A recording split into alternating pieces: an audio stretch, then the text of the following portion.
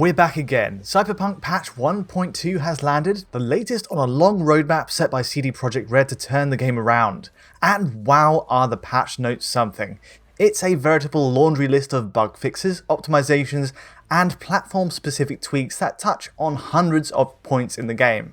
It's a complex update for sure, but the question for this video is really quite simple. The console versions, base PS4 and Xbox One especially, really struggle to run at a smooth frame rate on patch 1.1. So then, does patch 1.2 here have an impact? Perhaps the bigger point is that I can say now that PS4 Pro does get a boost in FPS on patch 1.2. Great news since it already ran the best of the 4 last-gen machines. So now, is Pro at least easy to recommend as an entry-level 30fps experience?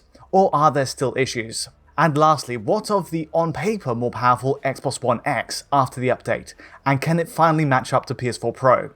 I'll be running through the before and after on each console in turn today, so buckle in and let's take a drive back into Night City. Patch 1.2 then, it's a whopper at 40GB and the bug fix list is extensive. Dedicated players should see game-breaking bugs addressed. In terms of console-specific stuff though, well, it's vague. We have memory optimizations on Xbox One, the patch claims to address issues with game freezing too. Also, upgrades for environment, vehicle and NPC streaming are noted for all machines, while there's also mention of changes to screen space reflections and the TAA method, again on all PS4 and Xbox One platforms. So quite a mouthful, but in practice does it bear out? It's been 4 months since the game hit shelves, and to be blunt, Cyberpunk still costs around £35 as a physical disc and remains unlisted on the PSN store. The crashes, the pop-in, the frame rate drops, patch 1.2 has a lot to do to get this game into shape. Before we kick off, I will say that the approach to streaming assets, that is textures, geometry, is changed on patch 1.2. The patch note says much, and this is perhaps more of a benefit to frame rate. It can mean pop-in is now more of an issue at points on PS4 Pro for example, than it was before on 1.1. But curiously, it doesn't affect Xbox One X as much on the same update in my experience. As you can see in side-by-side shots between Pro and One X, both on patch 1.2, there is now a big difference to how Pro handles geometry streaming especially.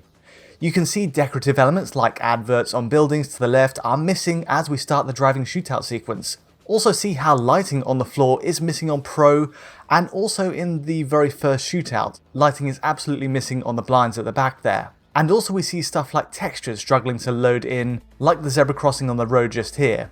In the case of textures and geometry, it's a streaming delay, and they will render in eventually given time, but in dense city spots while driving quickly, they simply don't get there in time. So pop-in, there's a fair number of cases of it too. The marketplace as well, as we sprint through it at pace, you can see just how much geometry is really missing. Chairs, police barriers, it's all absent on our PS4 Pro run where it usually loaded on 1.1. Given time, all these do load in properly, but at any real pace, CDPR's engine doesn't push the console too aggressively to do it. And it must be said, base PS4 and Xbox One also have the same approach as PS4 Pro, all when updated to 1.2. Streaming assets in time is seemingly a lesser priority, it's just One X that doesn't seem to be as affected. So yes, it's strange this isn't affecting Xbox One X in the same way as PS4 Pro or the other machines. If this is to the end of improving frame rate, which we'll get onto in a second, it would make sense too. CPU contention on PS4 and Xbox One Jaguar cores was understood to be the limiting factor for delivering Cyberpunk's world at 30fps.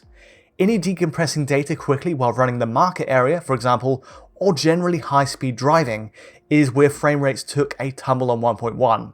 As for patch 1.2, it's possible CPU load is lessened by making streaming assets in time a lower priority, though I will say aspects of pop-in are improved on all consoles as well.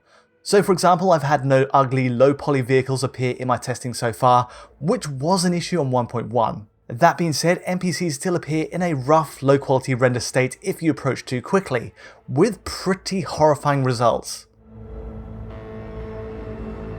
So the big question, how does 1.2 affect frame rate? Well, let's go with the good news first, PS4 Pro. This always ran pretty much the best of the 4 last-gen machines, even beating Xbox One X. It wasn't quite a solid lock at 30 FPS, and you had plenty of drops to the 20 to 30 FPS range during shootouts. But still a much improved game on patch 1.1 versus the launch code. And now with patch 1.2, it goes a step further in most of our tests. Easily the most satisfying test comparing 1.1 to 1.2 on Pro is the market area. All those NPCs, the stalls, the sheer range of objects crammed into a tiny space makes life a misery for last-gen consoles. And yet the uptick in performance on Pro, fully updated, is remarkable, an up to 8 frames per second gain. Again, we have to consider that CDPR's changes to the engine streaming has a benefit here. It really does seem we gain so much in return though, a near flat 30 FPS compared to a wavering 20 to 30 on the older patch 1.1. It's more streamlined, and while yes, it might take a visual sacrifice to get there, I'd say it's worth it for sheer playability. The pop-in occurs in fast-moving scenes anyway, and so in practice, it's often the case that it whips by in a blur and it's hard to catch while running. So it goes for other scenes. The opening shootout has rough edges, the small sub 30 FPS drops, which are taken care of for the most part now. And likewise, there's the moment you first emerge to Night City from your apartment, again flattening the reading to 30 FPS on 1.2. I think the most remarkable of the tests is seeing the infamous alley shootout in play. This is the ultimate stress test, a combination of combat and density detail, and to be honest it still runs poorly. But while the feeds are near impossible to match with dynamic gameplay, you can at least see a consistent boost on the new patch. It all seems like a success on balance on PS4 Pro. Better performance was really the biggest priority, and it seems to deliver. It's still the best performing last gen rendition, but with a catch. On later shootouts against the Maelstromers, my Pro console actually started to buckle quite badly into the 20s. And then, well, as you can see by the graph, this happened. A full-on software crash, and yes, the PS4 system menu runs at 60 FPS here. So clearly there's plenty of room for improvement, and despite the big gains on PS4 Pro frame rate wise, it's really hard to give the game a pass on patch 1.2 when this can still happen. Okay, so while we're talking about enhanced consoles, let's try Xbox One X next. No question, this one still has major issues. The initial driving shootout runs at pretty much the same 25 to 30 FPS range overall, and there's no lock as we get on Pro.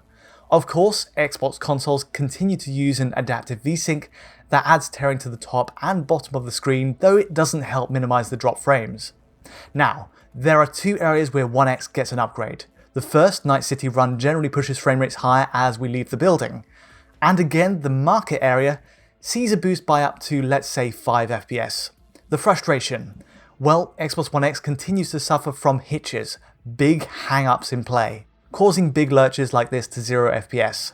It's momentary, but still an issue more frequent on Xbox One machines, though on the plus side, I haven't had any actual crashes yet.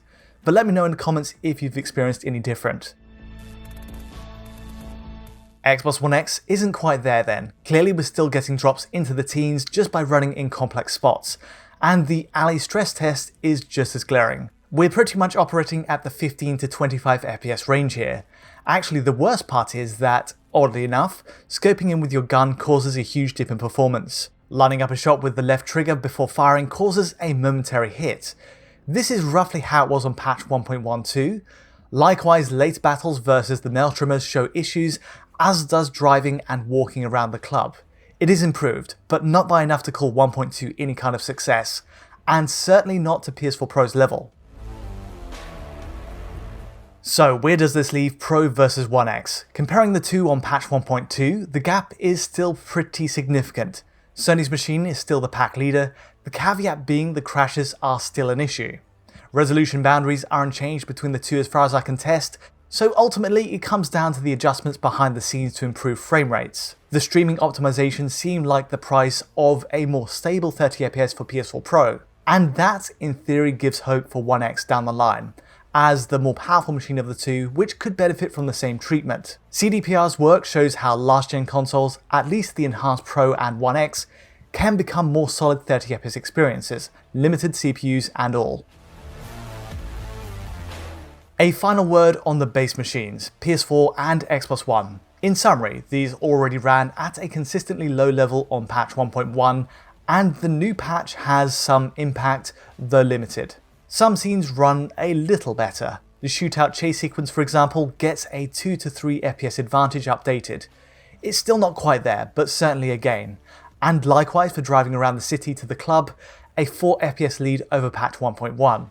Meanwhile, the market run shows basically no increase whatsoever. Either way, PS4 shows nothing close to the upgrade on Pro. It's still a largely 20 to 30 FPS experience in shootouts and going under that as well, complete with hitches and drops. It's a struggle to even aim properly with this edition during any gunplay. Plus, I've had a full crash to the system menu as well, just like Pro. What we have here then is still very hard to recommend.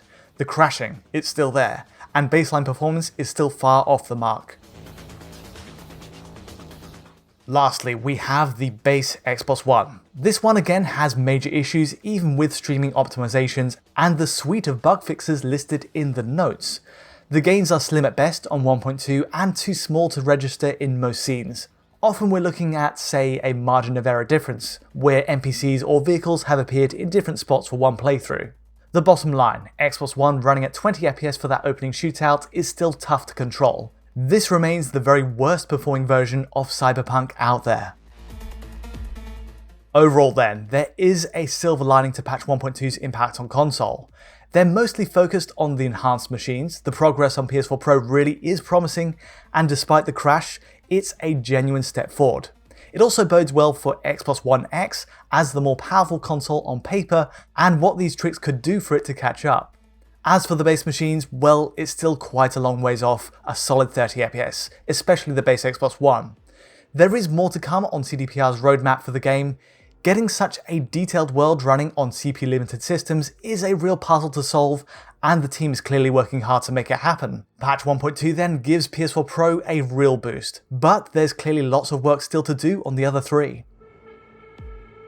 That's all from me today. If you did find this breakdown of Cyberpunk useful, feel free to like or subscribe, and don't forget to hit that bell to get notifications as any new video lands. To get a high quality version of this video, check out our Patreon at digitalfoundry.net, and to get in touch with me or the rest of the team, just use Twitter. But from me for now, thanks for watching.